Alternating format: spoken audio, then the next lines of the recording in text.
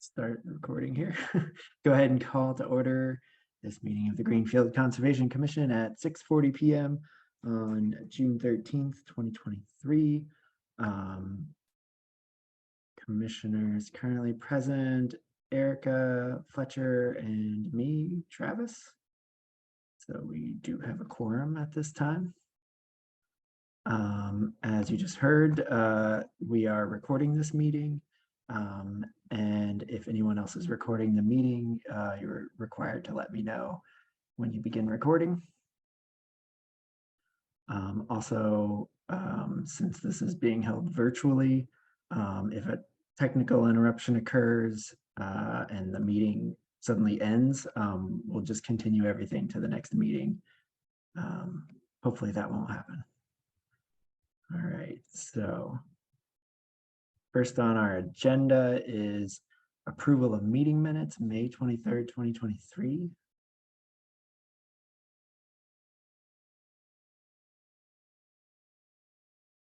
Make a motion to approve the minutes from May 23rd, 2023. All right, motion to approve the minutes.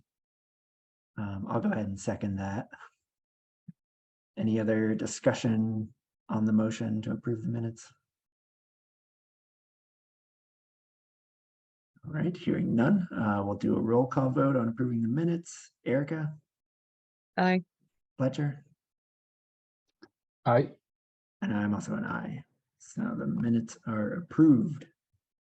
Okay, moving along. Next on our agenda is our schedule of public meetings and hearings. So we have two public meetings tonight. First on the agenda is public meeting request for determination of applicability, swimming pool and barn installation at 373 Hope Street, map R01, lot 6. And I'll just go ahead and read the description from our agenda. The proposed project is for the installation of an in-ground swimming pool and rustic barn. The pool measures 30 feet by 14 feet 9 inches with a maximum depth of 6 feet 1 inch. The pool will be surrounded by Goshen stone. It would be installed where a single car garage used to stand. The concrete pad for the garage has been removed. The proposed barn is approximately 20 feet by 24 feet. It will be built on piers with a compacted gravel floor. It will be used for storing tools, lawn care equipment, and 2 cars in the winter. And I believe we have someone here to talk about that project a little. If you could go ahead and introduce yourself. I guess that person is me, Travis. I guess so. That'll be you. All right, so I'm Mark Lombard, resident of Greenfield since 1994. My wife is Mary Collins. And yes, we're looking to finally put a pool in and some way to keep the robins from doing their business on our cars in the springtime and shelter them in the winter. All right. And I know we have some we have some plans here. I can go ahead and share this. So we've got the pool description here. Looks like this is just an example. Representation. That is the actual shape of the pool, but the pool surround will be with the native local stone. And yeah, so this area is currently just kind of barren lawn, I guess you would call it. That's actually a nice description. All right. I met some folks that lived here in the late 60s, and they told me that back then they used to have a pallet business operating out of the garage on the property. So I thought that was kind of interesting.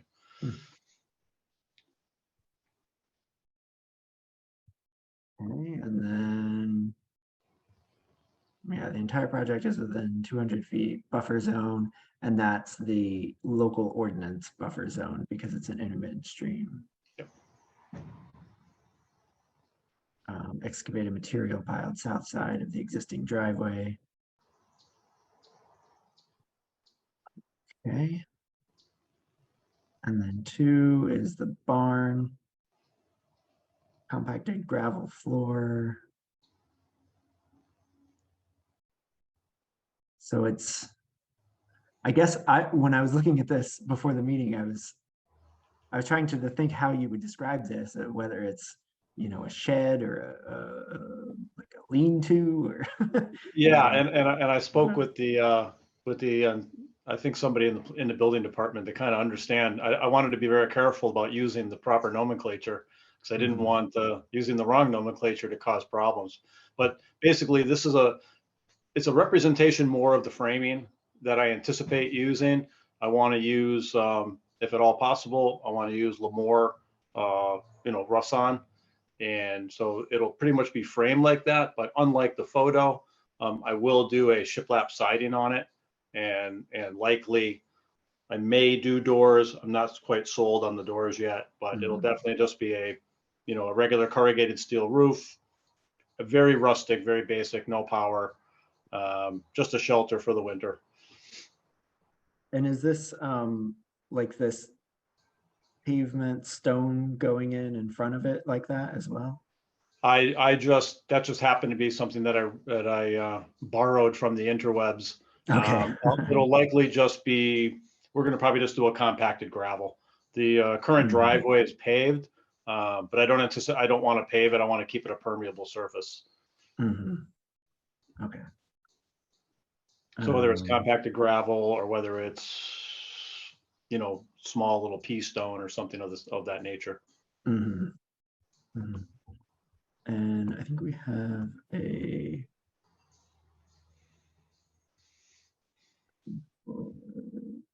Yeah, I was hoping Mitchell gave you the attachments. I wasn't necessarily prepared to share, but I could if need be.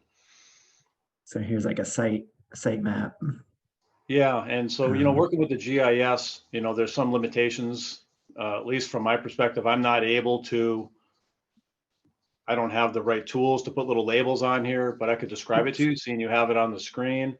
So basically what you're looking at is you can see the lines in the light orange that are actually what show up on the GIS map, but those are not accurate compared to the site map from the building, from the that I have from the town from when I bought the property. So to the best of my abilities, I drew the property boundaries as they show on my property map, and then what I added to it was the location pretty much in blue of where I anticipate the pool to lie. Now, obviously, plus or minus a few feet here or there, and then the barn, plus or minus, but you can see the existing driveway, and then you can see the orange line that kind of bisects the property. That is a representation of what, from my measurements and using the GIS software measuring tools, that's the 100-foot buffer line from the intermittent brook. As you can kind of see, you can kind of see the shaded out by the 82-foot mark. You can kind of see the little ribbon of the intermittent brook there. So that kind of represents that line. I think it's around here. Yeah. Oops. Wow, you did that pretty well. Somewhere in there. Yeah, exactly. Yeah. Okay. And we do have some site visit photos we can look at as well.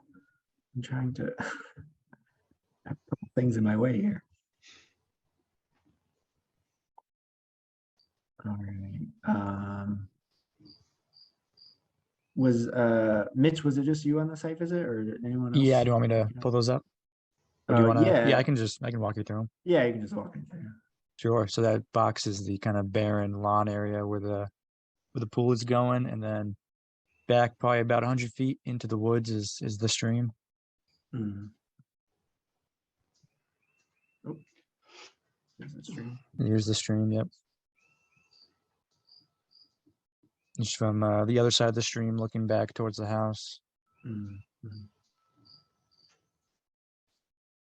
What you're noting there, all those trees that are down, you'll remember that microburst storm we had not too many years ago. It took down a lot of trees and did a lot of damage up there in Temple Woods.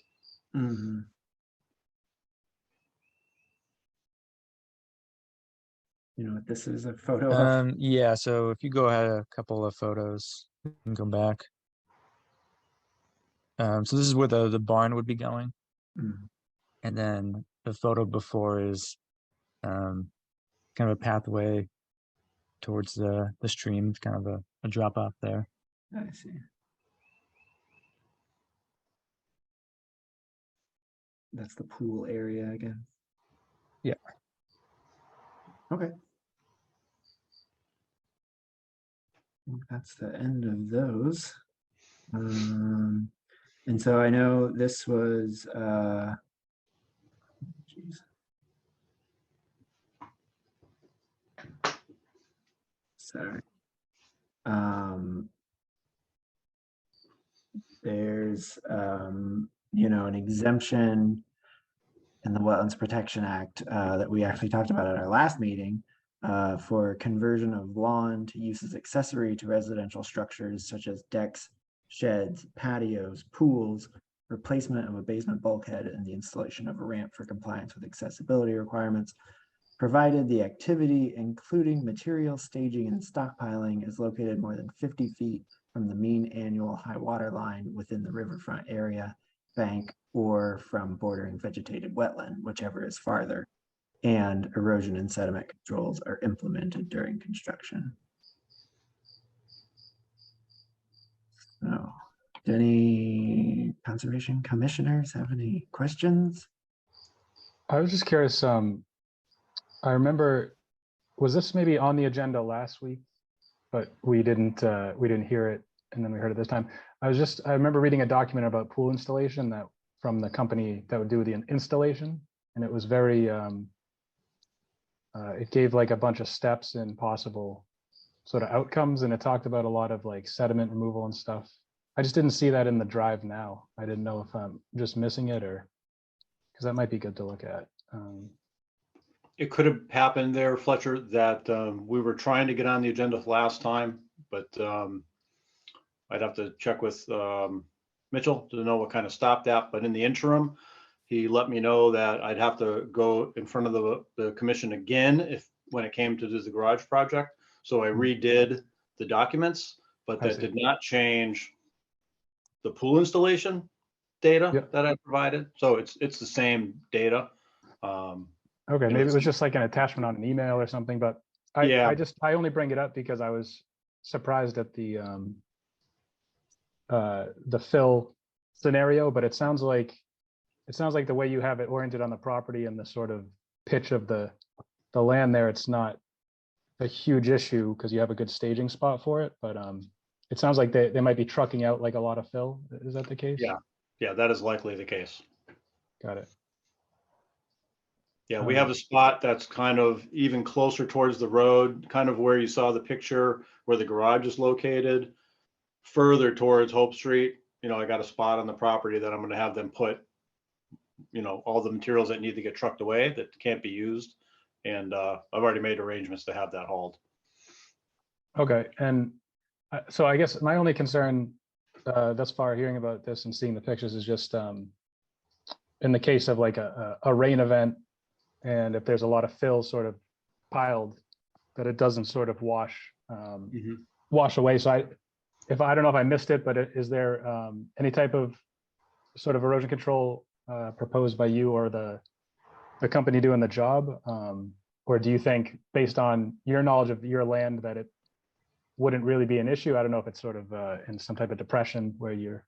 I think based on my land and the way that it slopes down towards the river eventually, you know, 300-400 feet away. When I've had the septic system done back in, I don't know, the early 2000s, you know, we didn't have any problems with anything going down into the street or anything like that. But certainly if we end up with, because right now I can't anticipate what we're going to have for a fill pile. It could be less than I think because it's already going into a depression. But I would certainly have no problem getting hay bales or whatever the appropriate controls you think would be appropriate to put around any pile that might ensue. Okay. I mean, that was, you know, my thought was just in case it would be sitting there for more than, you know, if they're just putting it in trucks and hauling it off. It more if it's sitting there for multiple days that I would. My intent is to get rid of everything in very short order, so as to not have it just laying around. Because as soon as the pool installation is done, then I've got the company coming in to do the hardscaping, and they'll be the ones that will be basically putting it into its finished state. Mhm.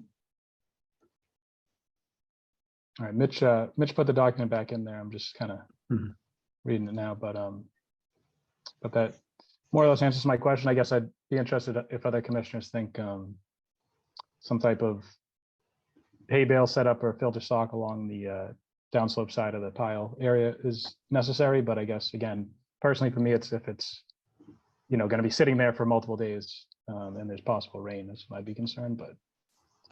Yeah, and I guess I was just going to add that if we think it qualifies for that exemption, the exemption does say, and erosion and sediment controls are implemented during construction. So I think that would be a requirement to get the exemption in the first place. And I don't know what form that has to come in, but I can assure you that I'll use an appropriate erosion control for that. Yeah, I guess.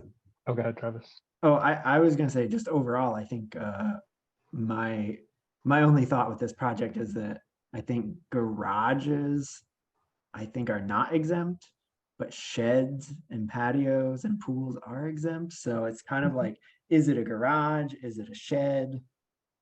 Given the pier construction and the permeable subsurface, I think, or I'm sorry, did you say you'd put down cement?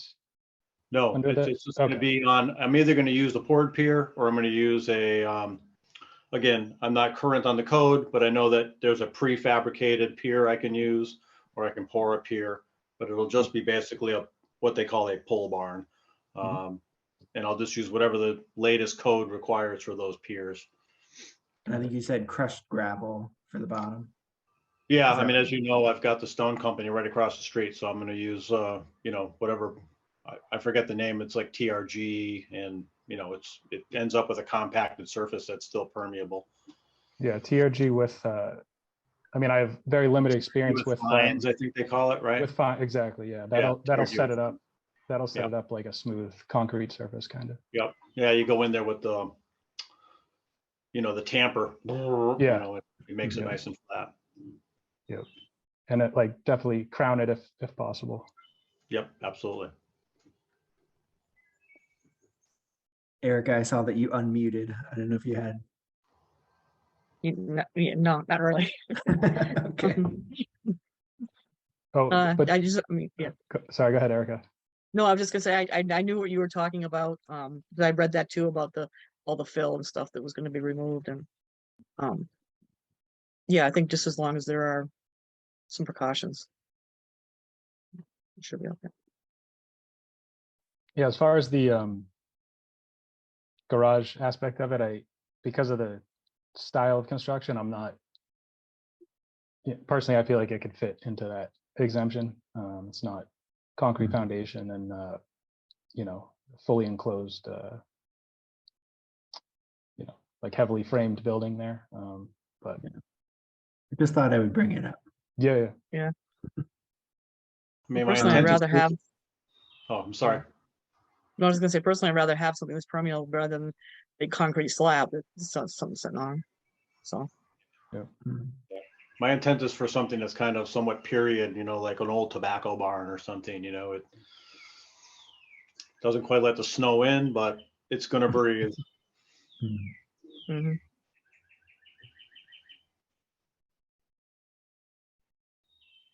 So I guess the question is about the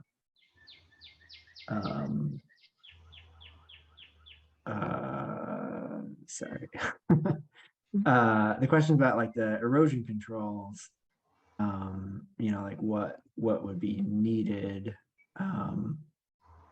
I think, that's kind of where it's kind of up to us to discuss and decide what would be the best, or good enough. Like maybe it doesn't need much, but yeah, and I'll defer to your recommendation. Yeah, and I mean, we could even, I think sometimes in the past we've, you know, had a condition that was like, use erosion control on these places, you know, that's one of the following, and then just like list, you know, either hay bales or Mm. silt sock or, you know, silt fence or whatever. And then whatever you end up using would be up to you, you know, from that, pick from that list. Yeah. So I don't know if any commissioners have any. I'd be okay with that because it seems like it's not a huge risk in this circumstance. So Yeah. like, And yeah, and I mean, I was thinking, you know, I don't know, you know, normally we would say erosion controls along the edge towards the resource area.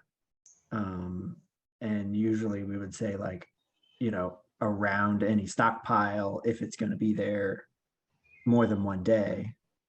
Yeah, in this case, it's going to be actually further away from the Yeah. intermittent brook, and it's going to be actually the downslope of concern. As I know my topography, it'll actually be flowing down towards the rail bed more than anything else, down towards Hope Mhm. Street. Mhm. You know, So I I could mean, it could be, between a silt barrier, some hay bales. I could even cover it with a big tarp if that helps. You know, again, I don't know what's going to be left. I don't know if it's going to be 3 yards. I don't know if it's going to be, you know, 10 yards in a 1935 Buick, but, you know, Mhm. but we'll certainly, I'll defer to what you think is best practice.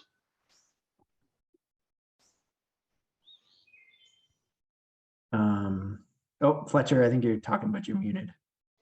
I was just saying, I think a list, it works well in this case. You know, depending on the surface where it's stockpiled, maybe you want the core log, maybe you want a regular silt fence, and so options are good. Okay.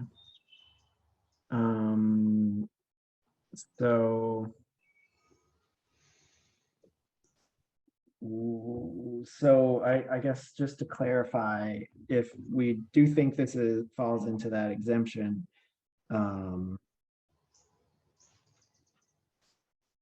I think it would be a negative determination type 5, which is motion to make a negative determination that the area described in the request is subject to protection under the act, since the work described therein meets the requirements for the following exemption as specified in the act and the regulations. No notice of intent is required, and then list exempt activity.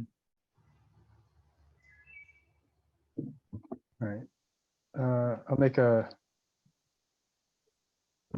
motion for a negative determination under box 5 for the 373 Hope Street.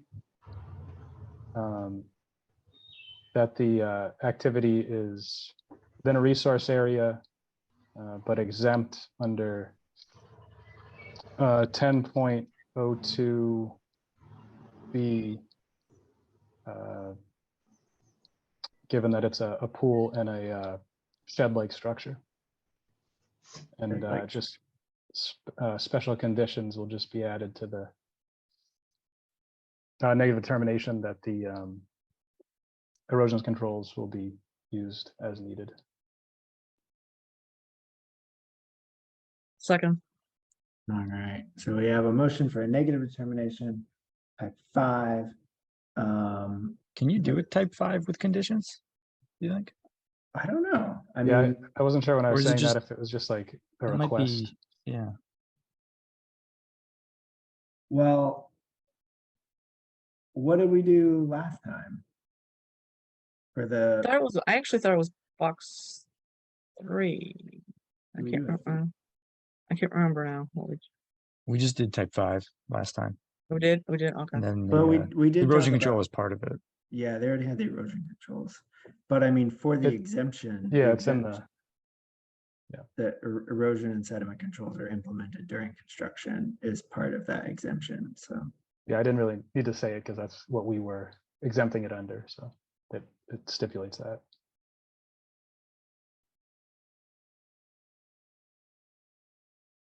Okay, so we have negative determination. Type 5, it was seconded. Any other discussion on that? So Mark, it sounds like that works for you with the erosion control. I guess I don't know if we have any specifics that we need to see, but it'd be good to have erosion control like on the side closest to the stream at least. And if you could, cover the stockpile or something at least, I think that would be good too. I mean, if I, to do the erosion control, I mean, maybe I'll stop by that little, I think it's, what is it, Sheehan's down in Turner's that does a lot. They might be one of those places that sells those silt fence? rolls of silt Oh. fence. I honestly don't know. Yeah, okay. Might I'll work be- with my contractor. I'm sure that they're quite familiar with the various Yeah. forms of erosion control, and I'll Yeah. make sure we've got something in place, and I'll have a photo log. So if you guys would like to see some pictures down the road, happy to provide it. Okay, Yep, Great. always like that. all Okay. right. So if there's no other discussion, we can vote on that motion that we made. All right, hearing none, I'll do a roll call vote here. Fletcher, All right, Erica. Aye. All right, and I'm also an aye. So, Mark, you got a negative determination, so you don't have to file an NOI. Okay. And Mitch will be in touch with paperwork. Okay. I thank you all for your time. Nice meeting my Conservation Commission. All right, thank you. thanks. Take care. Too. Okay, so we have one more public meeting tonight. This is a request for determination of applicability, patio installation and invasive species removal at 282 Wells Street, map 88, lot 13. And just to read the description, the proposed project within the bordering vegetated wetland buffer zone includes the removal of non-native plants that are overgrown and entangled, clearing trash, replacing the current paver stone patio space with a smaller paver stone patio, and replacing the strip of asphalt that spans the garage to just past the stairs that exit the porch with a large circular patio. The patios and remaining driveway will be connected by walkways. Areas around walkways will be planted with native perennials and bushes. Additional native trees, bushes, and perennials will be added near the small patio and along the current bush and tree line to provide bird and pollinator habitat. And do we have someone here for this project? Yes. Hello, if you could introduce yourself and tell us a little about, well, I guess I told a little about it already, but No, you're fine. yeah. So I'm Casey Dean. I'm been a resident of Greenfield since 2019. We've been in this house since 2021 and knew about the neighboring wetland before we even moved in. It was one of the highlights and reasons we bought the house. And basically we have a couple of areas with like either paver stones and driveway that we're just looking to actually make into nicer seating areas. And then we have an area of massively overgrown variety of plants. We know there's some that are definitely not native that with the really nice spring we had have just continued to get overgrown. And we're working with a bound design to specifically target removing non-natives and planting native plants and just creating some otherwise seating areas. Well, I just thought I'd share this Yeah. overview plan here. Yeah, so that green area, so that blue, there's like going to be a smaller patio at the one further away from the house, and we'll build a bigger circular patio right behind the house. That green area is where there's like just entangled and overgrown, including some non-natives. I think there's like some multiflora rose that's actually, I think, blooming now. The plan is to mechanically remove non-natives to the best of our ability and replant and add native trees, bushes, and perennials. Yeah. So it sounds like, just to jump in with my own questions here, it sounds like so it's all mechanical removal of the invasive Yes. species. And is there going to be any like with taking out the old pavers or anything, is there gonna be any like ground disturbance of actually like digging in the dirt at all? So where that blue one is, that's further away from the house with the current pavers, I mean, they're like in decent shape.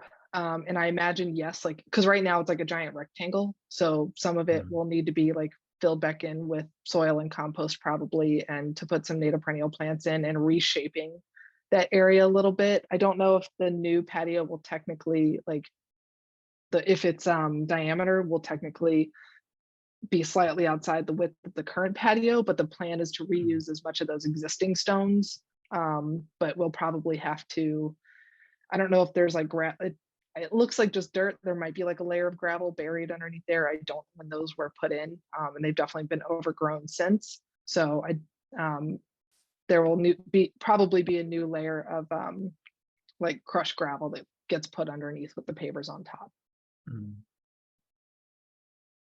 Okay. I think some site. Mitch, do you want to share site visit photos on this one? Sure. So back here, this is the kind of overgrown mess of non-natives and other stuff. These stones are where one of the patios is going. It looks like the existing patio is already partially gone from that area, or is it just overgrown? A lot of it is like, so where you're seeing it's like that, some of that is actually, it's just overgrown, and there's like some grass and drying out to use as mulch at a space further back against the house. Okay. And then is this where the other patio will be? Yes. This Yep. Okay. Yeah, we want to take out that asphalt, and we'll still leave the other driveway, but we'll take out a lot of that asphalt and put in a more round patio with some pathways and a spot for like the grill that we have. And here's a close up. I know there's some rose in here and some bittersweet, probably. I think so. Yeah. And then I just noticed some back here along the tree line. There's like some, if you do management over there, there's some like honeysuckle and stuff like that. Yep, which I did, because you noted that when you were here, I did document that as well to just kind of put on our list of things to address. Do you know what you want to be planting back in that area? Yeah, I can send it. Is it better to send it to Mitchell? I do have a list of plants, or I can send it to whomever. Yeah, if you want to send it to Mitch, that'd be good. You could share it too. Yeah, you could also just share it on your screen. That's too. even better. Okay, Yeah. great. I will just do that. Hold on 1 second then.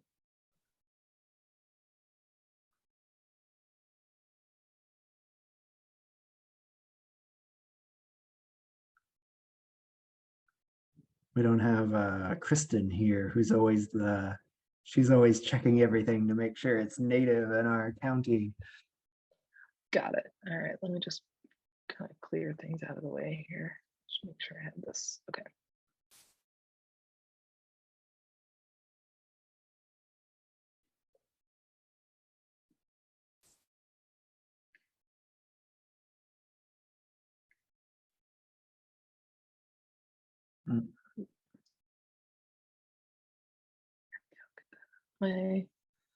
Okay. Can y'all see that? Yep. Okay, good.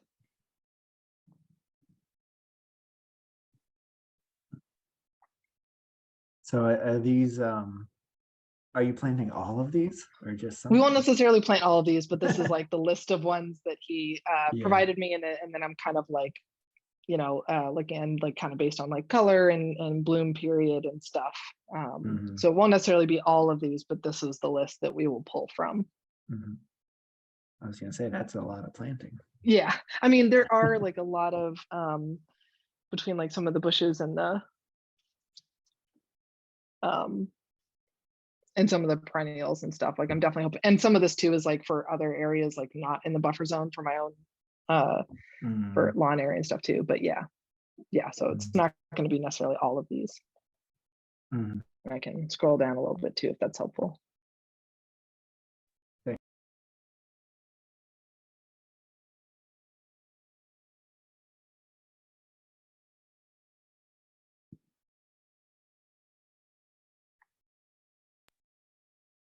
Any commissioners have any questions on that?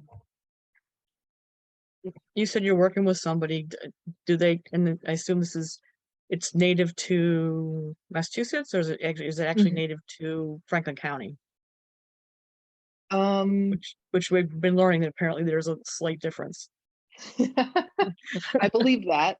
I think, Okay. I mean, for most of these, when I've looked them up also, just to figure out what we want to plan, I'm usually looking them up on GoBotany and seeing if they're saying they're actually native to like this specific area. Not necessarily just Massachusetts. We're definitely looking like local, like, I don't know if Franklin County specifically, but definitely Western Mass and wetland specific. Mitch, But do you happy have, to like send this list, and if there's any that are like, yeah, we're avoiding that one or whatever, we can. yeah, from the list. I was Yeah, I gonna think ask, adding was, yeah. I was gonna ask Mitch if he has the link that Kristen always sends for looking up. Yeah, I would just type in county checklist into the drive or the search bar.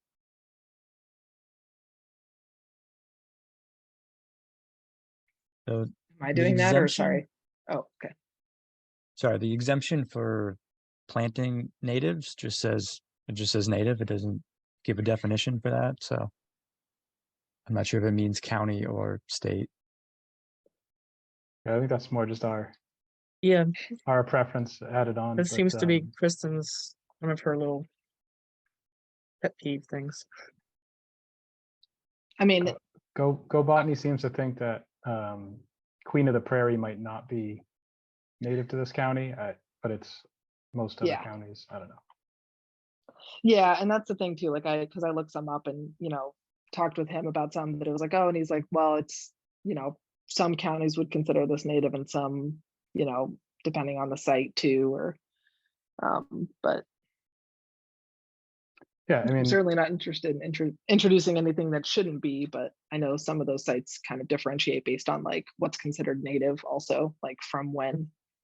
right. It's a tough distinction sometimes. Yeah. Maybe Mitch could send you that list. We Sure. have like a PDF of native things in our county. So you could Yeah. check it against that list. That'd be like the official source. I Yeah. guess. Happy to. All right. Anyone have any other questions? Or, I mean, as we saw in that exemption in the last one, patios is within that, and also native plants, planting native plants is exempt. Mhm. And then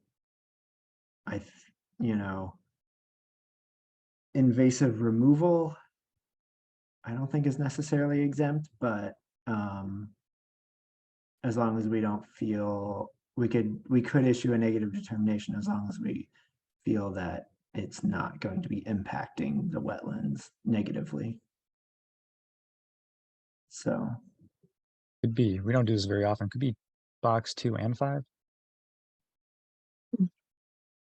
Or 2 and 3. yeah, So 2 would be like 2 for the invasive removal Right. and 5 for the exempt patio. what? Can you remind me what 2 is again, Mitch? It's in the area, but not It's either 2 or 3, but it's the one that's in the area, it's but in not buffer In the zone area, but but doesn't not negative. affect. Yeah. No surging, I'll filling. probably just confirm that.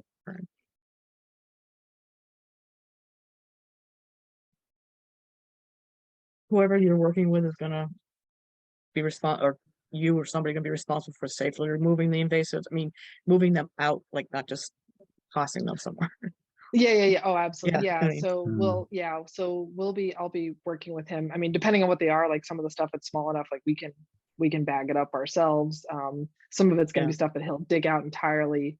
And some of it's like digging it out and then kind of maintenance weeding on my part, you know, for a couple of seasons, depending on the different ones. But yes, they won't be just, you know, removed and then immediately thrown in the back to reroot by Right, any okay. means. I'm not even doing that with absolutely not. A bunch of garbage back there we got to pull out too. So I just wanted to clarify on the, I think Sure. it would be box, oh, sorry, for the conservation Oh, commissioners. yeah, I think sorry. I think it would be box 3 because 2 is that it's in an area subject to within an area subject to protection, and 3 is that it's within the buffer zone. And then you can add, you know, conditions if you want.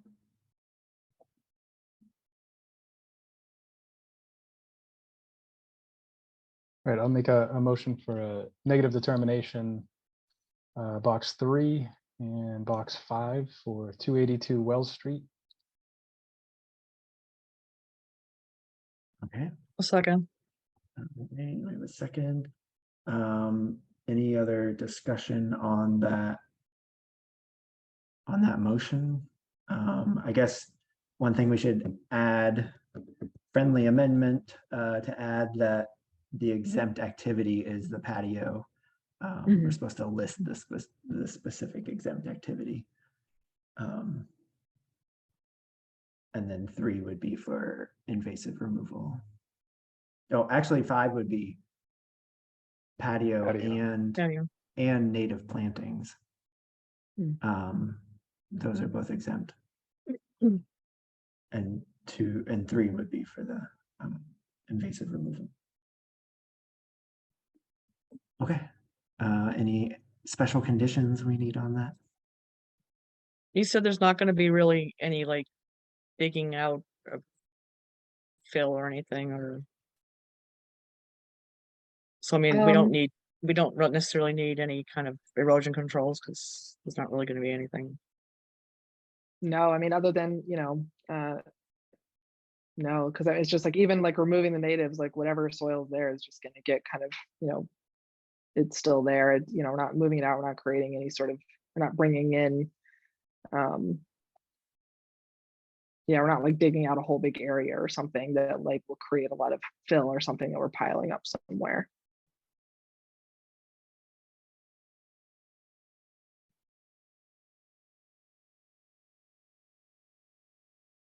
Okay.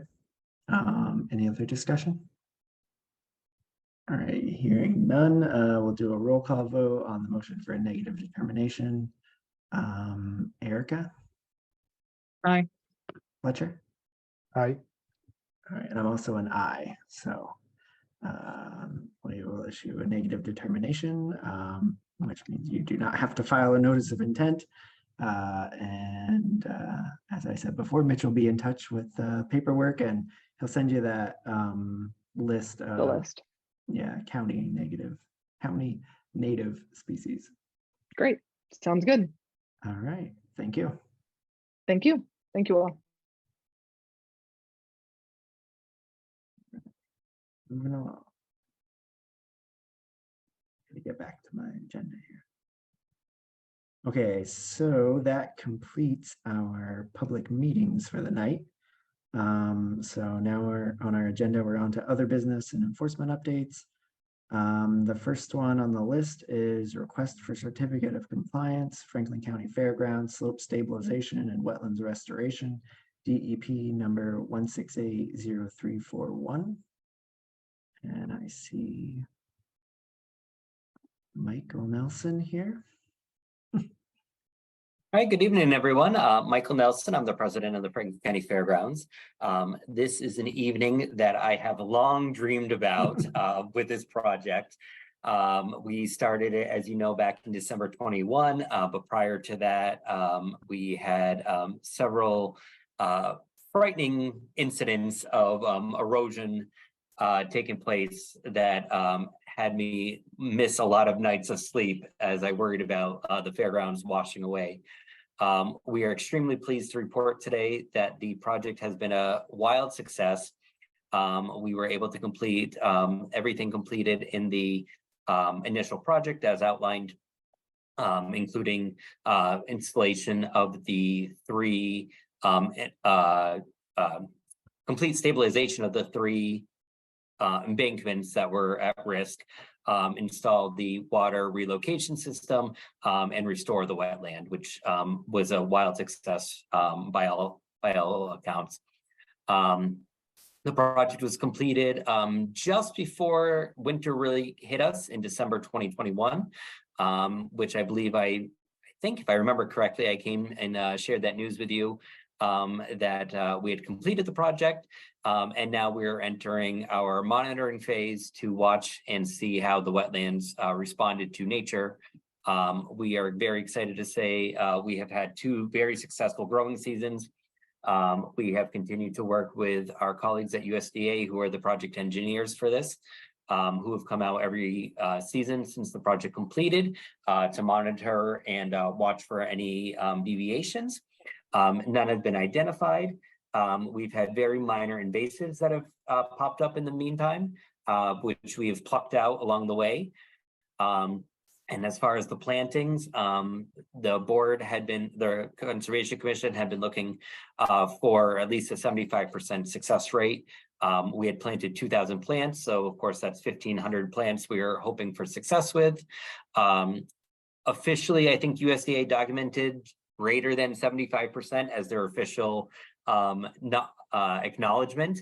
But by all accounts, I believe we're probably closer to 95 to 98%, if not better. To quote the agent from the USDA, I'm not counting them all because it looks like pretty much all of them are there. So she wasn't about to count them all. But I shared some pictures with Eric and Mitch last week. Everything is lushful and green. Mitch came out for a site visit last week and I believe was pleased with how everything looked. And overall, we're just really happy. When we started this project, the pandemic had just started.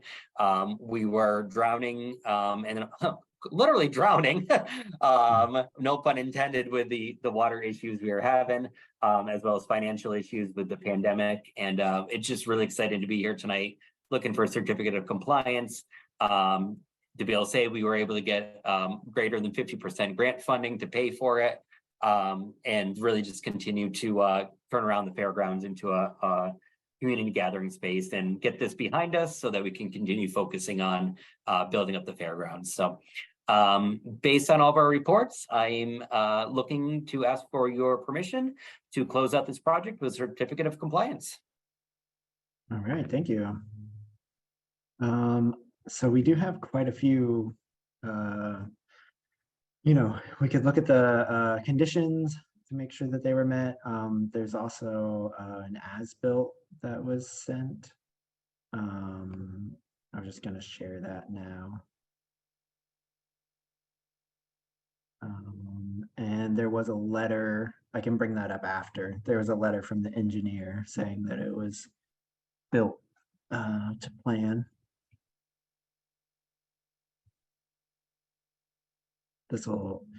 Seeing this might help us when we go to look at the photos, recognize where everything is.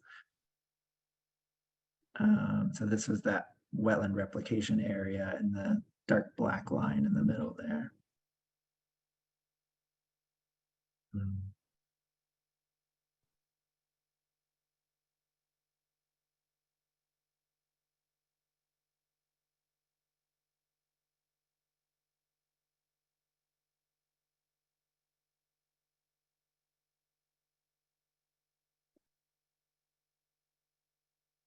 Might be helpful to go to the, oh, here's the engineer's letter. This is a certify that the order of conditions, as referenced above, have been fully met upon submission of this letter.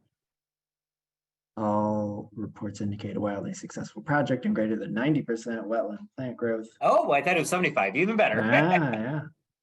Fairgrounds is required to continue to follow the necessary conditions in perpetuity as outlined in the operation and maintenance plan. And we can get to that in a second when we look at conditions. Mitch, do you want to go through site visit photos?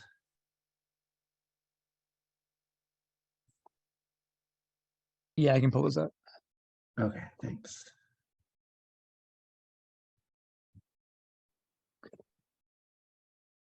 So this is the area up top, all the native plants that they planted. And this is their downslope berm going across. Mhm.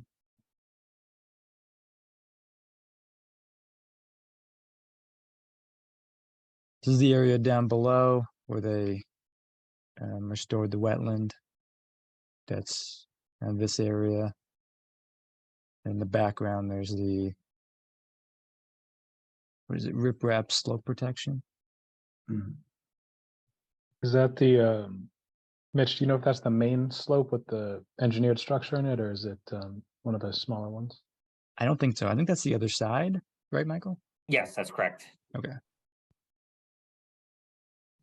And this is the one in the middle, or maybe on the left? Yeah, I believe that's the left one. Okay. The same one that we were just looking at, I think. Right. Yeah, just zoomed in. Mhm.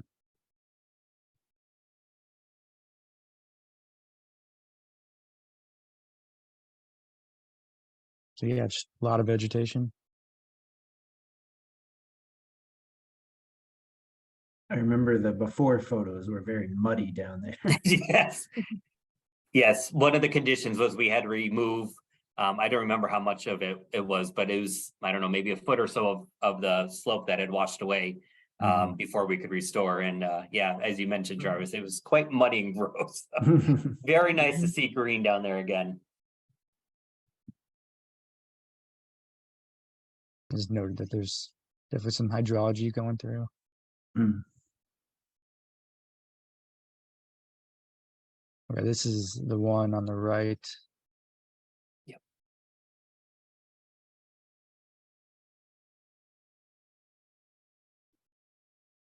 Yeah, the vegetation really has, I didn't see it this spring, but I saw it last couple of years, and it was, it was starting to come in, but it's really come in. Mhm. So it's good.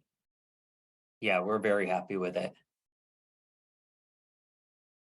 Which is great because we planted it, like I mentioned, in December of 21. And there was a little bit of anxiety of we're right on the cusp of maybe it being okay and maybe it going really bad.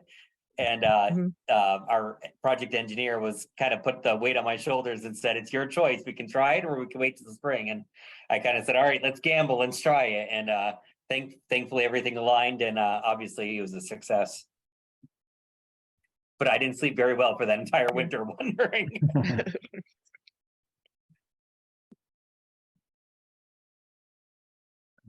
I was gonna share. So this was the order of conditions for the project. This was during construction. Trying to get on completion of construction. Things are stabilized.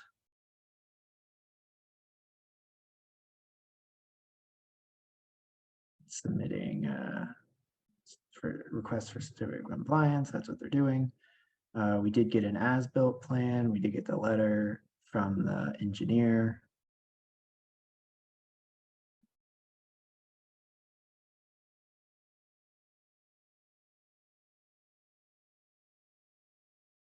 Post-construction photographs.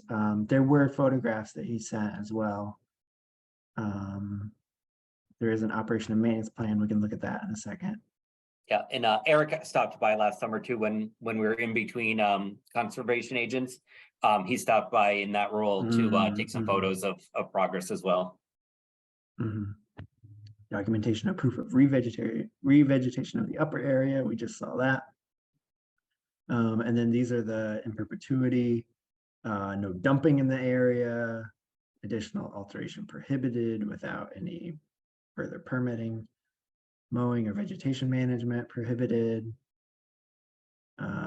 stabilized slopes shall remain as designed, pesticides, herbicides, fungicides, fertilizers prohibited, native plants that was already planted. And then this is what he was talking about, non-native invasive plant species monitoring and management. Continued monitoring and management of non-native and or invasive plant species on site shall be conducted to prevent the spread of non-native and or invasive plant species within the project area.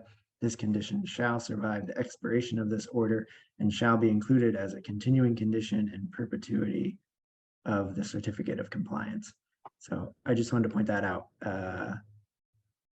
as a reminder that we should mention that for the certificate of compliance if we issue one.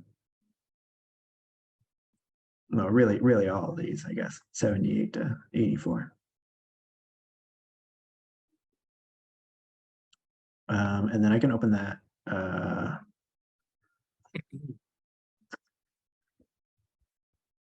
There was a operation and maintenance plan.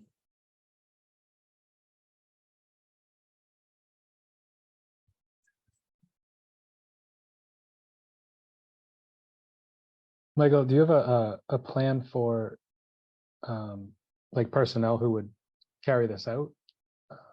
This O&M plan, or I don't know if it necessarily requires expertise or if you just kind of have some people on staff or what? Yeah, so the majority of my board of the fairground staff, or I shouldn't say staff, the majority of the people who run the fairgrounds are volunteers, myself included.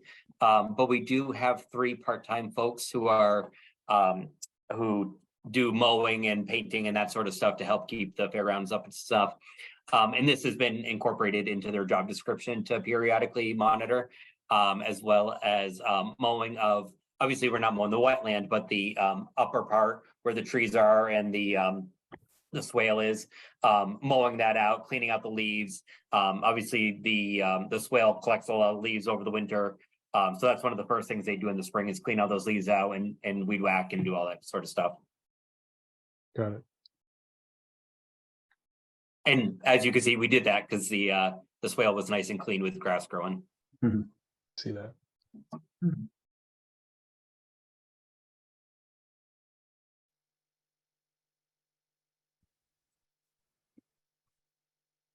Is there anything else any of the commissioners want to see? Do we want to go back to the as-built, or are we good? Do we feel like this is, have we got it all here?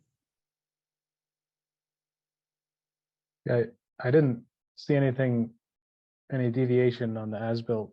I don't know if anybody else did, but looks as presented. Mm-hmm. Yeah, and I think USDA is very proud of the work too. I mean, obviously they do projects like this all over the place, but they seem particularly excited with this. They've been out a few times with students from various colleges to come out and show it as a real life example of a complex project. Lucky me to have the complex project. So they've been doing a lot of show and tell with it.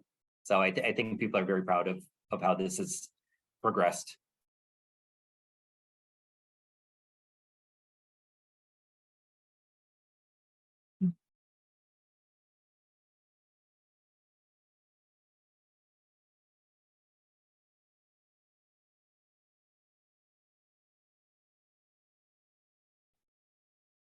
Any other questions for Michael, or anyone want to make a motion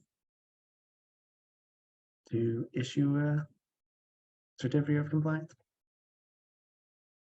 Make a motion to issue a certificate of compliance for the fairgrounds stabilization project.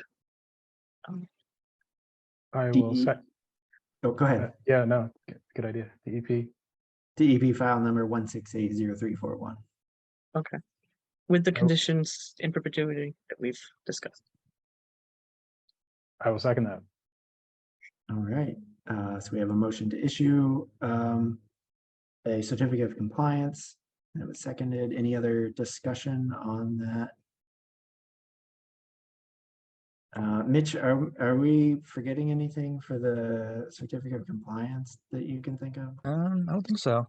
Is there any reporting requirements, or was it just sort of stipulated that the ongoing maintenance would be performed? Yeah, I think there was reporting requirements like during Construction. but I don't think there were any after Cool. issuing Okay. a certificate of compliance. Yeah, we had to do quarterly reporting through 2 growing seasons, but I don't believe there was anything beyond that.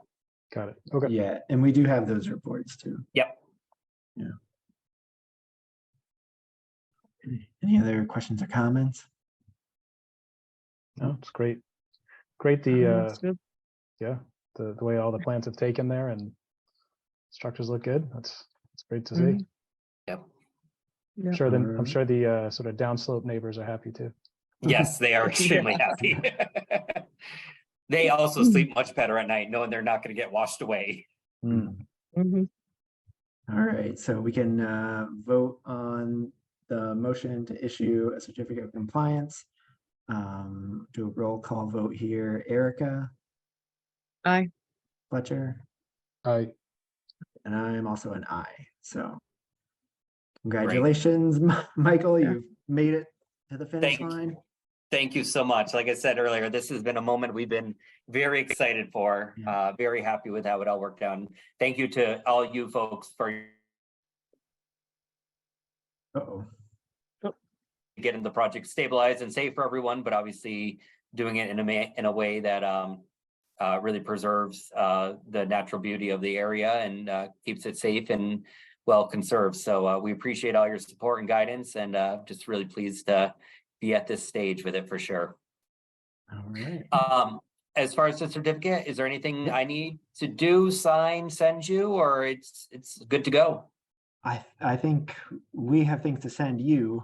Okay. You do have to record it, but that's it.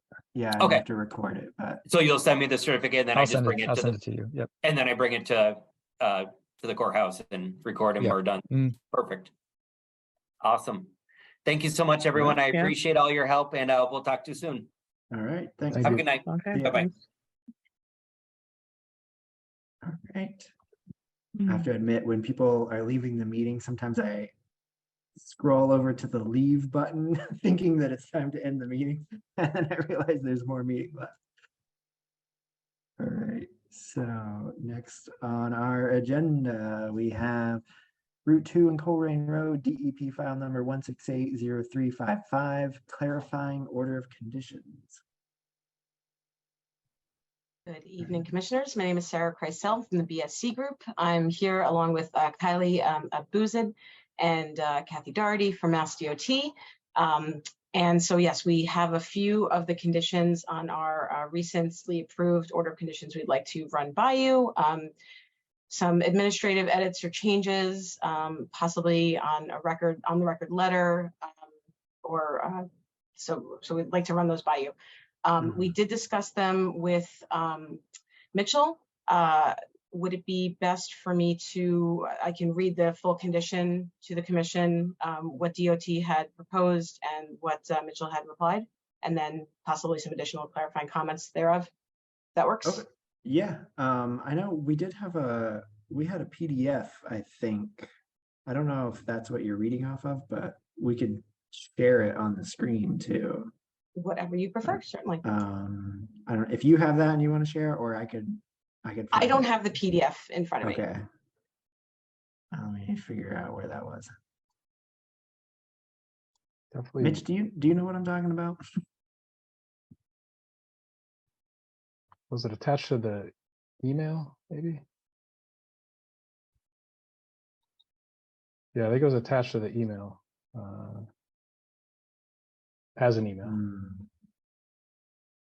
Attached as an email. Like a PDF of an email. Oh, okay.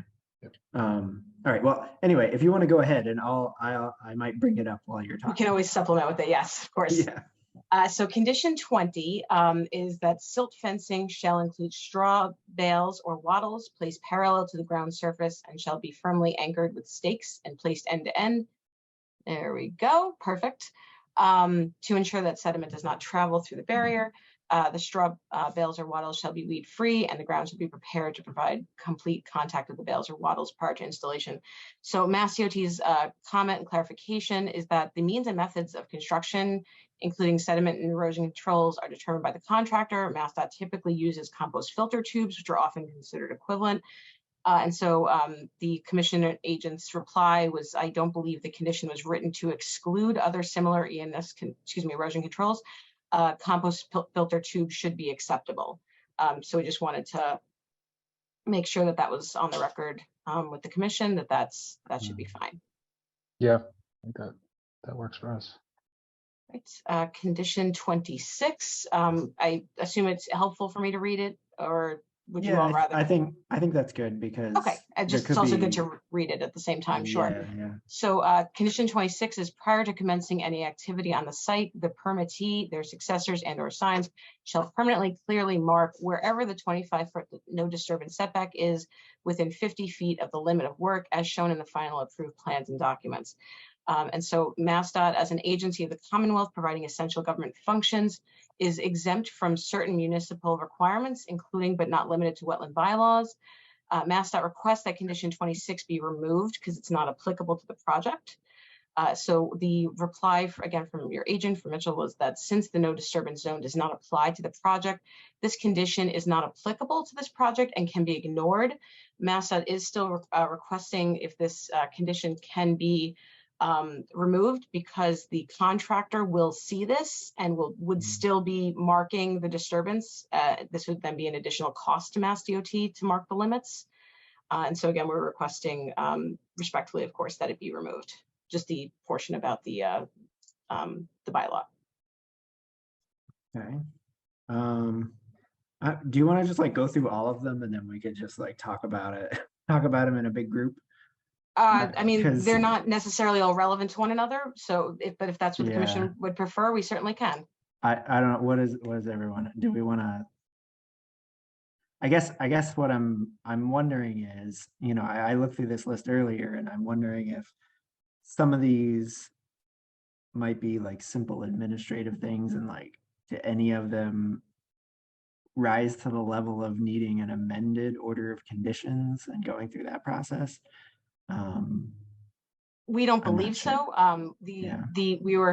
So looking for, like I said, either administrative changes or possibly an on the record letter as opposed to an amendment.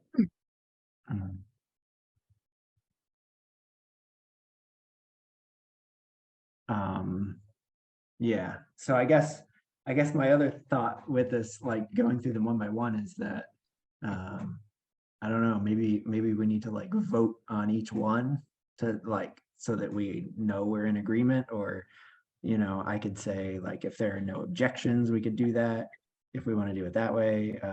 You know, just talking to the other commissioners right now as like a procedural thing here. Understood. Maybe for the ones that are asking for like actual edits, as opposed to, for example, the filter or the erosion control method. Well, what about like that last one with the no disturb? Yeah, for something like that. Okay. So I guess maybe if we do think, you know, we could just do this as like a letter on the record, maybe like as we go through, you know, we can just like agree one by one if that should be added to a letter, you know, and then like when we get to the bottom, we'll either make it through them all and be done or not. How does that sound? That works, especially with the Sure. Yeah. negative voting as opposed to positive. Yeah. Okay. So the first, could you scroll back up to the first one real quick? Whoever is sharing. Okay. So condition 20 was using compost filter tubes. So if there are no objections among the commissioners, we'll add that we'll add a clarification in a letter to clarify that. All right, hearing no objections, we'll do that. And then the second one was 25-foot no disturbance setback. And since they're exempt, changing that condition, or I mean, it's, you know, I guess you could say striking that condition because it's not applicable and shouldn't have been added if it's not applicable, I guess is the reasoning. So if there are no objections, we'll clarified that being stricken due to being inapplicable to Mass DOT. Okay. All right. Hearing no objections, so, all right. Thanks. Please continue. Not at all, of course. So for condition 33, all equipment shall be operated, parked, and maintained so as to limit alterations of water bodies, wetlands, and buffer zones to those areas clearly identified on the approved plans. No equipment is to enter or cross wetland resource areas at any time. I will just pause for a second to say that's more than fine. That's understood. The question we have is about the last sentence. Equipment shall be stored outside of the identified buffer zone at the end of each workday. So MassDOT's comment is that there are very few places within the project limits and Shiloh, the state highway layout, that are not in riverfront area or buffer zone. MassDOT respectfully requests that the last sentence be deleted. So again, the reply was that this condition only limits the storing of equipment within the bordering vegetated wetlands 100-foot buffer zones. Would it be feasible to store equipment within the riverfront area? And if it would, if the commission would allow, I have an aerial map, our environmental resources map available. I could share that and just show the very limited space that's available. Okay, yeah, sure. All right, okay, and just have to X out of that screen. So here we have the entire project. Now it's sharing screen. Okay, so here we have the entire project area, which basically stretches along Route 2 up through here. And as you can see, basically the entirety of the state highway of Route 2 does fall within the 100-foot buffer zone. Over here might be the only possible area, but and then that's basically the area, and that's pretty much limits. I will say also that generally what happens with Mass DOT contracts is that the means and methods for storage areas typically left up to the contractor. So what MassDOT's requesting is that the last sentence be amended, be altered, if not deleted, to be that the contractor will avoid staging within the buffer zone to the maximum extent practicable. So that hopefully the contractor will be able to utilize an area such as here, but and parking lots wherever possible as well. But that would be arrangements that Mass DOT cannot commit to. That's something the contractor has to speak to. And I guess this project, it's a little different than a lot of projects since it's so linear and follows right along the wetland. Does anyone have any concerns about that one? I mean,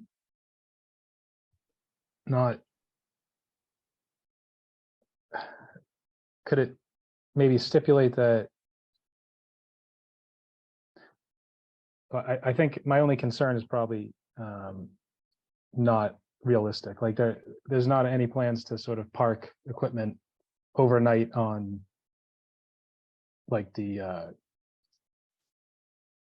lawn areas next to the road or anything like that. That's immediately adjacent to the stream. It's just where somewhere on paved impervious surfaces, some parking lot area that's just happens to be in the buffer. And yeah.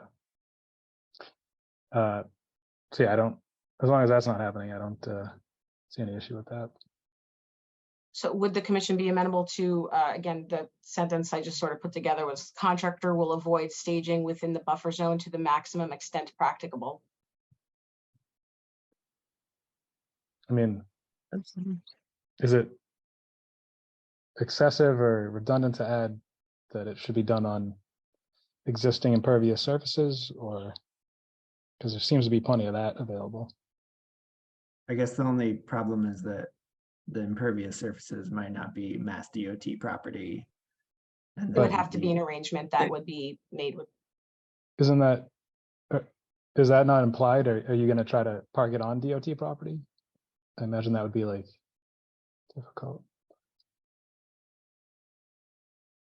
Well, unless it's right along So- Route 2 there. I mean, I don't know. yeah, I don't, yeah, I don't think, I don't have an issue with that. All right, so I guess if there are no objections, we'll make that clarification that they will avoid staging within the buffer to the maximum extent practicable. Okay. Thank you. I'll stop sharing that now. Let you guys see the rest of the conditions. I assume that was Mitchell. I think, yeah, Yeah. perfect that you're sharing. Thank you.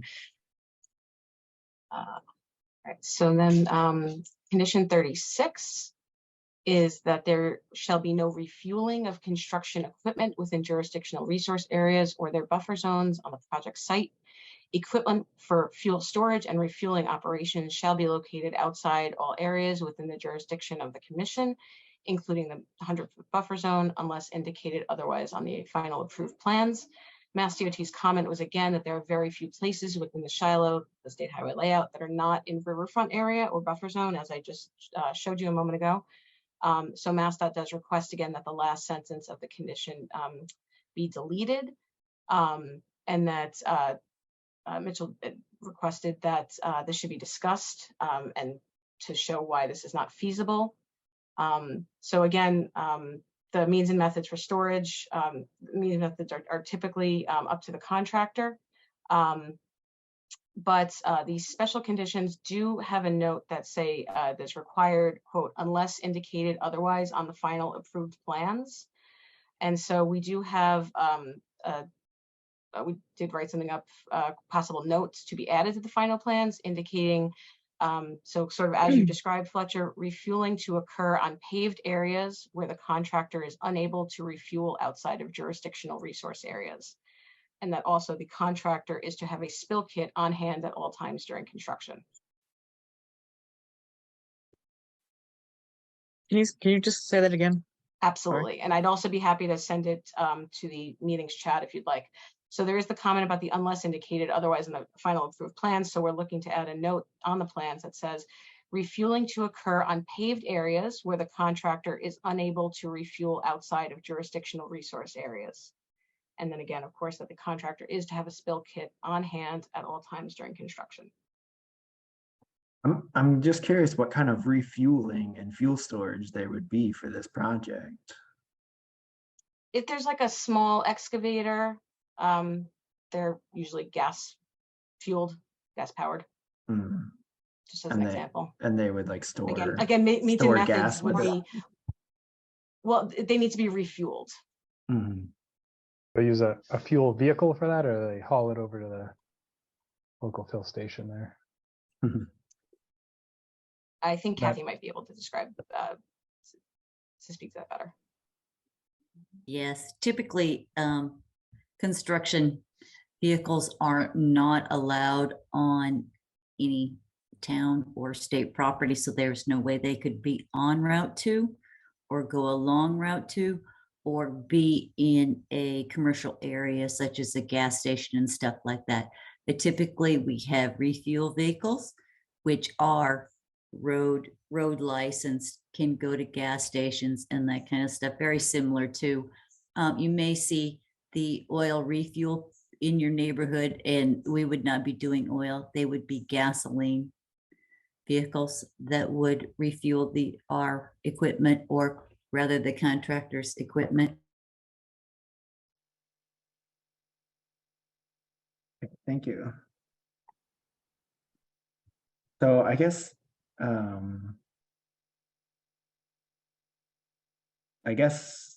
that procedurally could be handled one of two ways, either changing that condition or keeping the condition the same and then accepting new language to be added to the plan that says that refueling would be on pavement and you know. That's basically what it says, that refueling will be on pavement, basically. Is that, Yeah. even, I mean, where they're unable to, Yeah. to be outside of resource areas. Yeah. Well, that's, Okay, are there, I think that makes sense. if there are no objections, we can accept that note being added to the plan. A minor amendment. Okay, so I think that solves that issue. Certainly.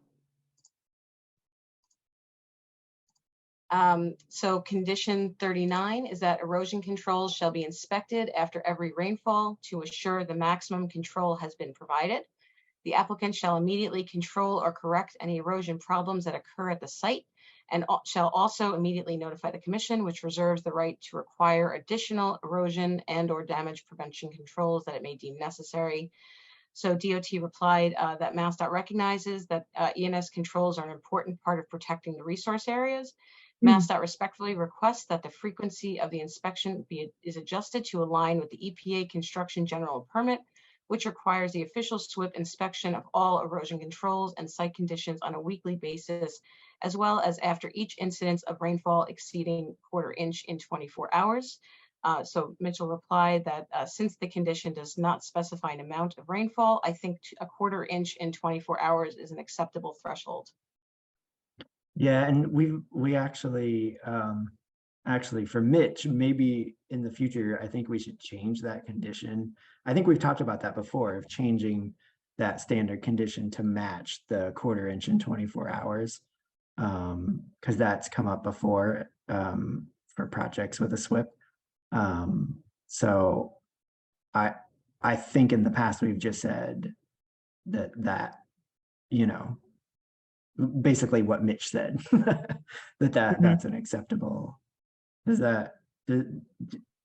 anyone else remember that? I remember that from another project, but I don't remember which one.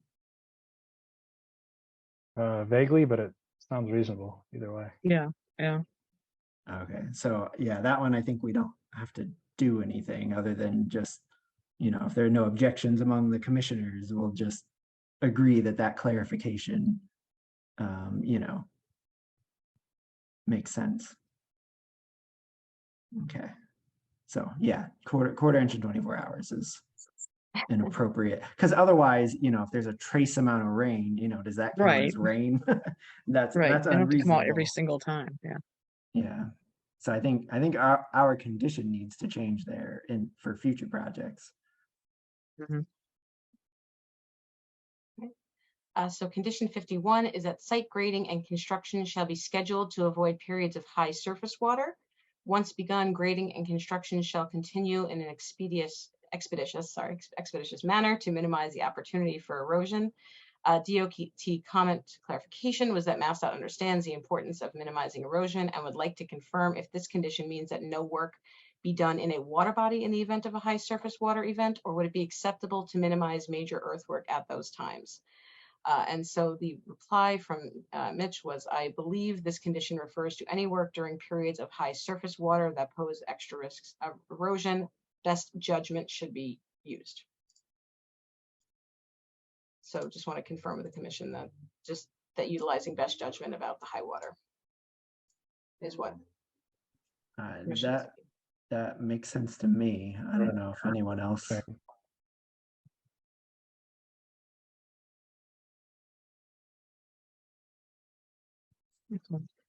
Yeah.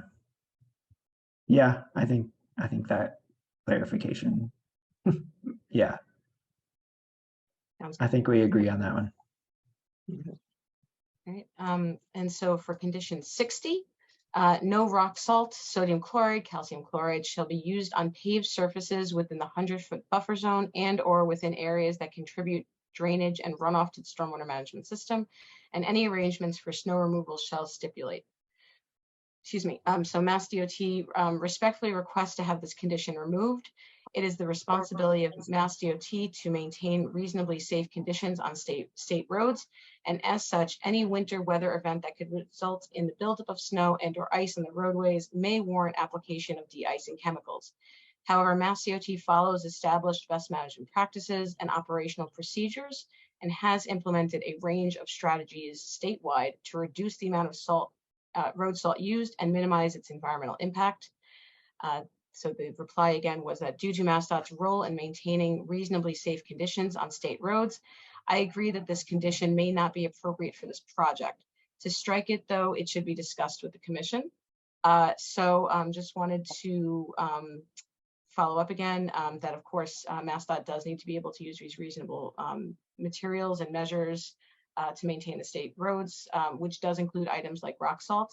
However, again, MassDOT has been implementing these BMPs to reduce the use overall. And the entire project area does occur on a major roadway with relatively high traffic, and therefore the safety of the public requires that materials available may be utilized. Yeah, I feel like that condition is more intended for when there's paved surfaces that aren't major roadways. And there's a Right. project happening there. So Yeah, I think a lot of these are due to the fact that most projects we review aren't linear highway projects. Right. And most of these conditions work for most of those other projects, but due to the weirdness of highways, they might not exactly fit. this one maybe should be removed. I don't know. Is there a way to just sort of accept it or make an exception without doing that? I'm not clear on that. Yeah, We're just saying that they'll follow their best practice management. I mean, the road's already there and they already salted and stuff anyway. Right. So I assume they're not going to do anything worse to it. So Yeah, I mean, if it's not going to interfere with the construction process, for example, well, I mean, it's not the contractors doing the salting anyway, so maybe it could just remain, but just on the record here, we acknowledge that it's a major roadway that gets salted. Yeah, I was gonna say maybe this one we could just add a clarification in our letter that that this condition is intended for paved surfaces, excluding, state highways. Like Yeah. it wasn't intended for state highways. Yep, I think Yeah. that works. Although Yeah. I'd love to see us move more towards sand and gravel. Or lots of, well, yeah. that's something you're going to take. I'm just throwing Yeah, it out. I'd like, just leave in the part about that they're going to follow their best practices, just so that Yep. it kind of puts it on them.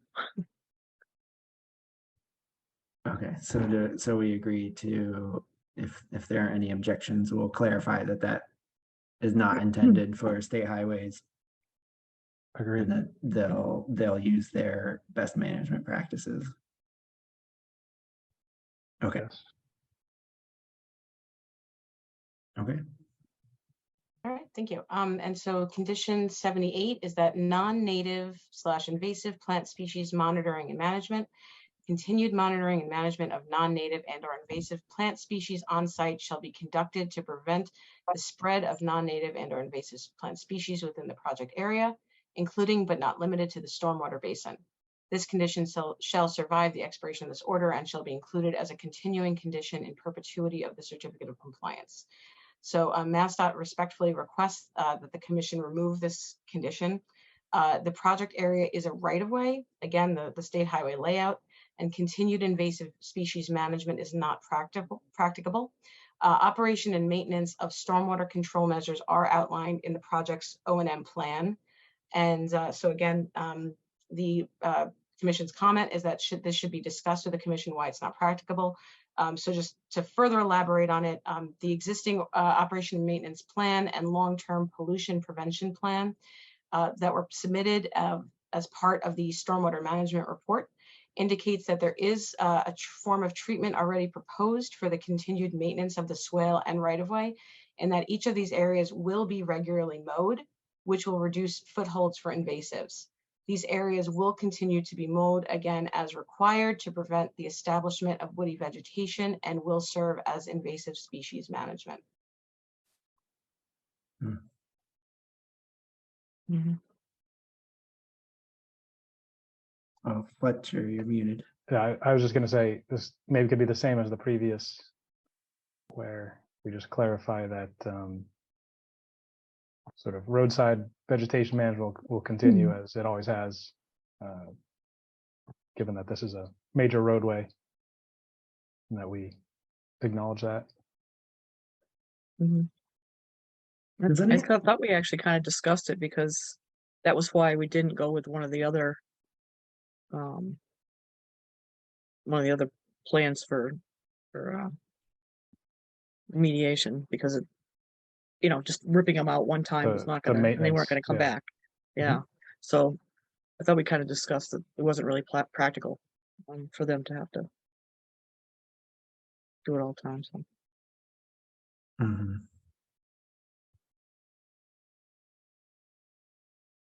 So, Fletcher, you were saying this could potentially just be a clarification that this wasn't.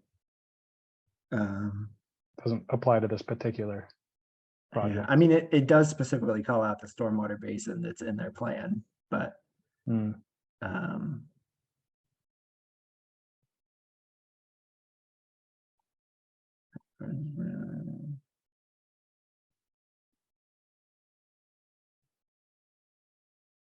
Oh, yeah, no, I'm sorry, But I they're- was wasn't present for that.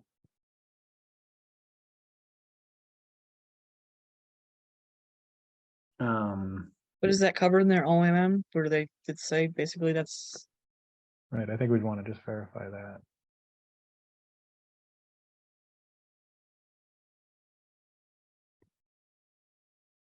Yeah, I mean, the stormwater basin being maybe like a somewhat unique structure compared to some of the road maintenance, I think makes more sense to have this apply, but the rest of the project, maybe not as much. Well, it sounds like they're gonna mow the stormwater basin, so. Hmm.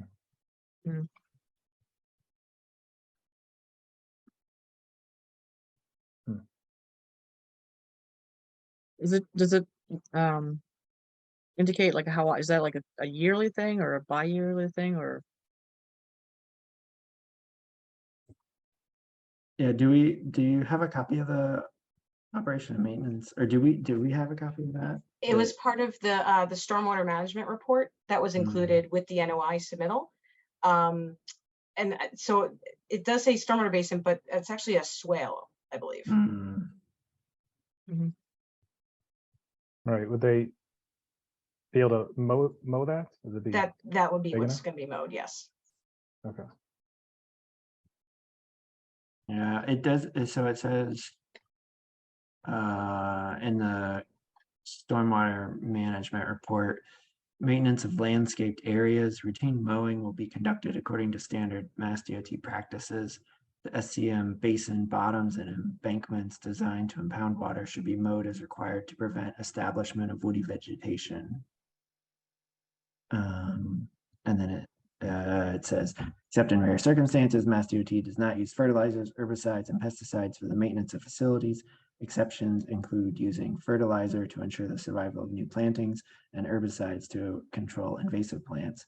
Use of fertilizers and herbicides is reviewed and approved by the Mass DOT Landscape Design Section and District 2 Environmental Engineer prior to application. Local Conservation Commission review may also be required.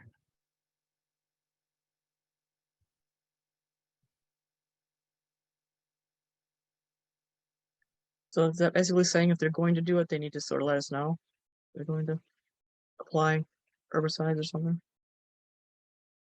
Well, it's them telling themselves that it may be required to contact us. Yeah.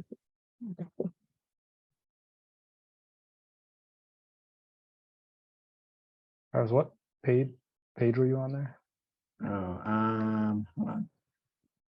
This was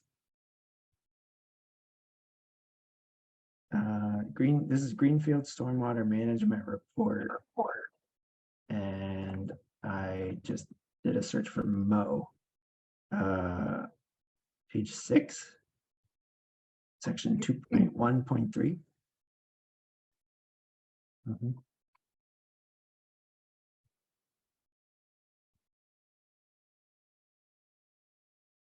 So it doesn't mention frequency, I guess. I mean, there's plenty of invasives that can pop up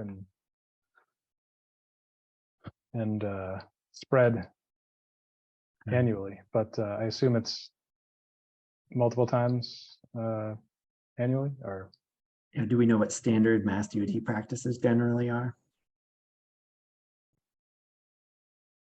We'll let Kathy speak to that.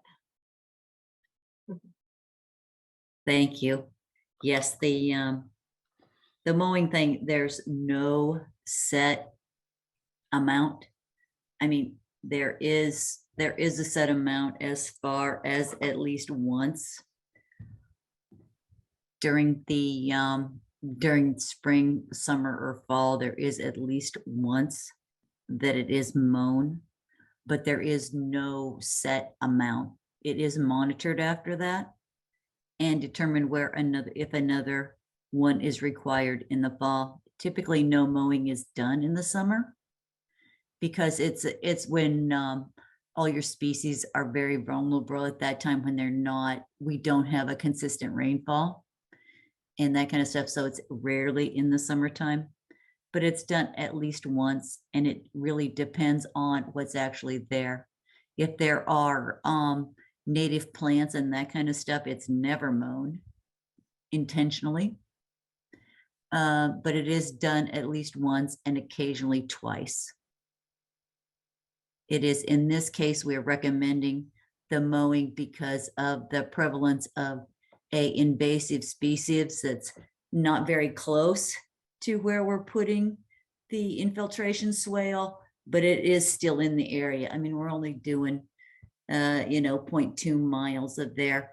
And once it gets started, and it started at the west end of the project, and our swale is at the east end, so we shouldn't propagate it or encourage it to come, go screaming across the project area. But no, there is no prescribed mowing. Does that answer your question? Yes. Thank you. Oh, go ahead, Fletcher. well, I guess I would just ask then if the applicant is amenable to making that condition just for the stormwater basin. And just specifically to say, if fast-growing invasives, not in this particular language, but if fast-growing invasives established there, that there'd be some type of maintenance of that. I mean, it's small enough you could weed whack it down in quick time, but I think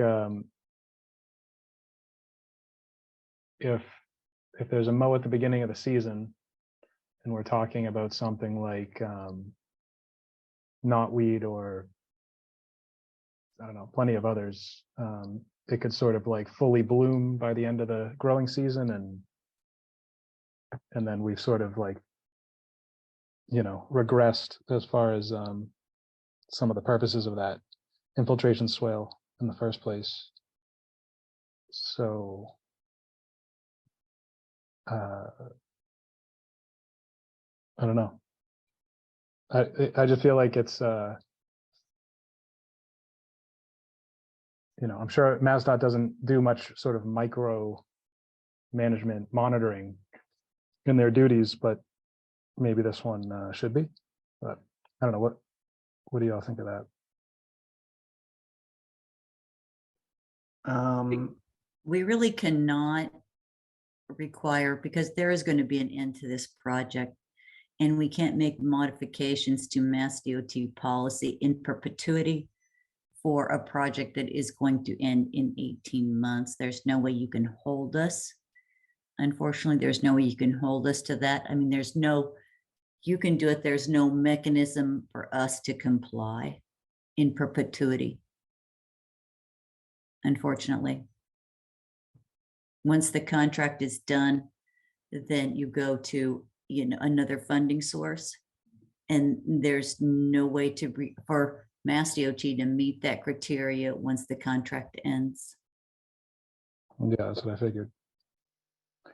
I guess one thing I was gonna say is that, that area where they're gonna put in that swale is already like a grassy mown area.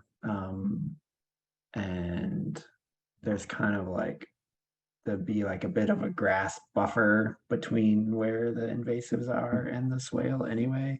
And the invasives haven't moved in yet, like, and all the time I it's guess been mown that's- so far. Yeah, I guess that's the question, and maybe my ignorance on the structure itself is the issue, but I just don't know if it's this particular structure, given that it's sort of concentrating drainage, if it's going to make it more or less likely for invasives to take root, because like a sort of hard packed lawn area with dense grass is not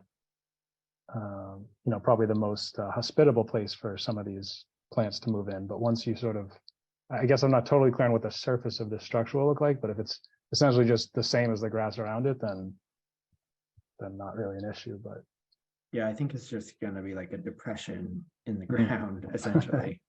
with more grass, yeah. I think so they were going to do some maybe it's not a native big issue. plantings on it, but Hmm. yeah. I mean, I guess I'm wondering if we could just clarify for condition 78 that the Mass DOT, like if we think that the mowing is enough, like maybe we could say that we could clarify that the Mass DOT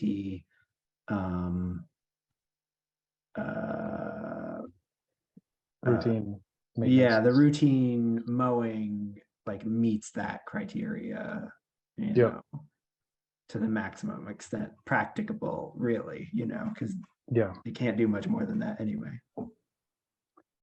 I mean, sounds like a plan to me. And then when we're driving the rotary, we can always spring into action if we see a 'Cause, I mean, cluster of they're probably not going to stop mowing it. They're probably going to keep mowing it in perpetuity unless, Yep. Unless there's some other project done.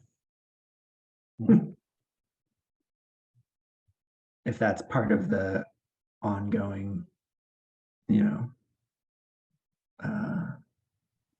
Mass DOT operations and maintenance plan anyway. Right, so of course, the routine maintenance is already proposed in the O&M plan, as you just read a few moments ago. Mhm.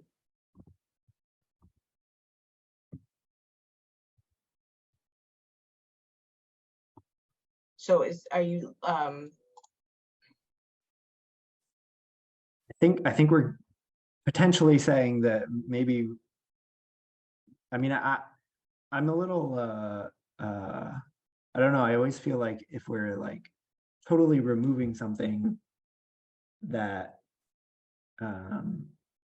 like the ones that we removed that we said we could remove earlier because they like legally aren't applicable. I think that makes sense to do as just like a clerical, suggestion or whatever. But, for this condition, I don't think there's anything that legally prevents, Mass DOT from removing invasive species. So, like if we were striking it, this is how I feel about it. If we were striking it all together, I would feel like we would. That's a big enough change that maybe we would want to go through a whole like amended order of conditions process. But if we leave it and just clarify that, like, yes, they are this will going be to taken care of via the Yeah, the maintenance like that that's plan. identified in the O&M plan. yeah. Yep. I just wanted to also clarify that with you. That's all, yeah. Yeah. Does that sound good to you, Erica and Fletcher? Yep. I think so. I mean, well, like Fletcher said, I mean, basically it's already being mowed anyway, so I assume they're gonna just keep. I mean, it's been mowed for the last 30 years, so I assume they're gonna keep mowing it. So, yeah. Okay. Sounds I like a think it plan. makes So We'll just if there clarify it aren't- on the record. Mhm. Yeah. Yeah, that according to how it's identified in the already, the O&M plan that you have, yes. Yeah, Mhm. That'd be yeah, great. yeah. Okay, Mitch, have you been taking notes here on all this? Yep, I got it all. Okay, Nice. okay. So I think that was the end of the list. Yep. All right. Well, does that answer all of the questions SDOT had on that? It does, thank you, yes. We appreciate the explicit, questions and presentation for sure. Deep dive into our conditions. They're important clarifications for both the commission and for DOT, so we appreciate the commission's time to take the time and review them. Okay. All right, well, I think that's it for that one then. Thanks. Thank you. Thanks. Thank you. Have a good evening. Yeah, you too. You too. All right, so next on our agenda, any topics not reasonably anticipated 48 hours in advance of the posting of this agenda. Mitch, did you have anything? No, I don't. Are there enforcement updates? Yeah, there's a couple. Cool. So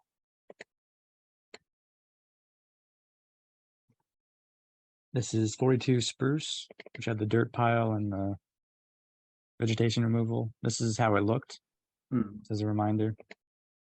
And then in February, they sent me some updates where put some hay down. They removed the dirt pile.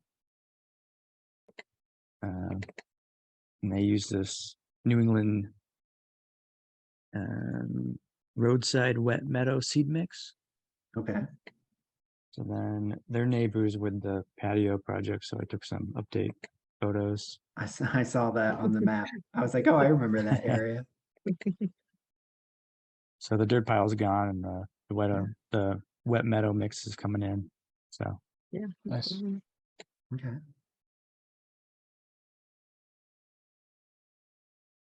Definitely looks better. That's good. Yeah, that's good. Any fuel in that transfer case? Yeah, it's nice. It's coming in. So Cool. do we feel like they're all set or where do we go? I mean, I'm guessing they just needed to stabilize it with the native planting and remove the soil. So, and that one we Yeah. didn't do like an enforcement order or anything on that one, right? No, That they're was working just with like us on that. Yeah. So yeah, Yeah. just informal process. Yeah, I mean, that looks good to me. Yeah. Looks like it's taken Same. hold well. Yeah. So, Yeah. Guess you can reach out to them and say thanks. Yep.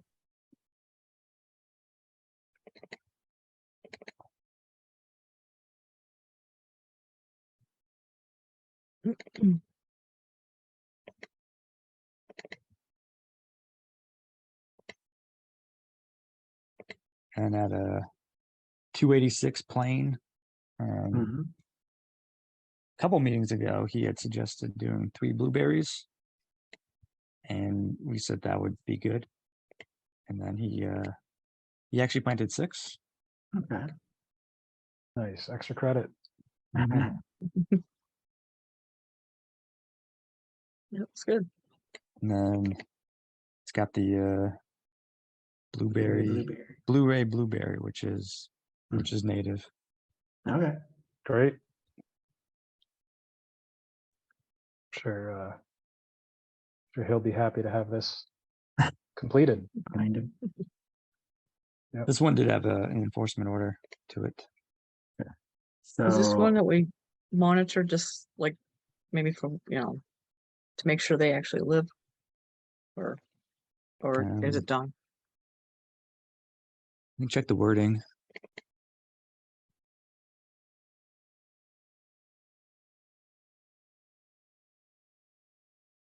I think we requested just the plan.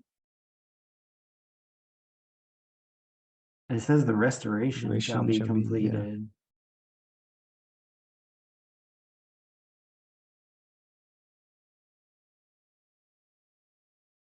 I don't think that was ever specified to monitor Yeah. them. And I guess another Um, agent a while ago told him that he was all set, so I think that was he a wants to be weird, done. Yeah. that was a weird thing. Yeah. So enforcement orders, Do we, what do we have to do to close one of those Vote? out? So according to the enforcement manual, if there's a restoration plan that we require, then we close it out with a COC. Okay, do they need to request a COC then? I think. Yeah, think actually, they had do. them. I had them do that. I don't know if that's in the Oh, nice. folder. Hmm.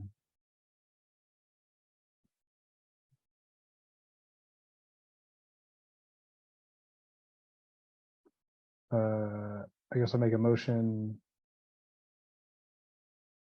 to issue a COC for 286 Plain Road. Second. Given that they complied with the enforcement order.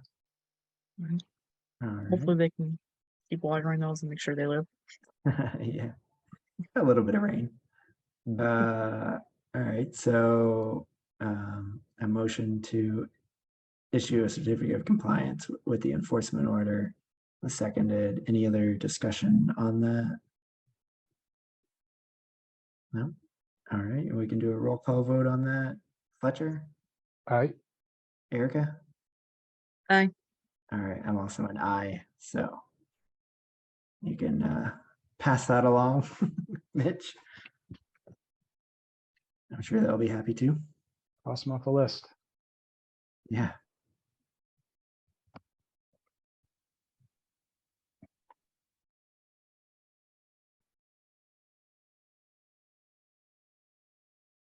All right, anything else, Mitch? I think that's it. Okay. Well, nobody has anything else. Anyone motion to adjourn? Make a motion to adjourn. I'll second that. All right, motion to adjourn. All those in favor? Aye. All right, so we are adjourned at 8:32 p.m. All right, Great. thanks. See you guys everybody. next time. Yeah. All right. Bye.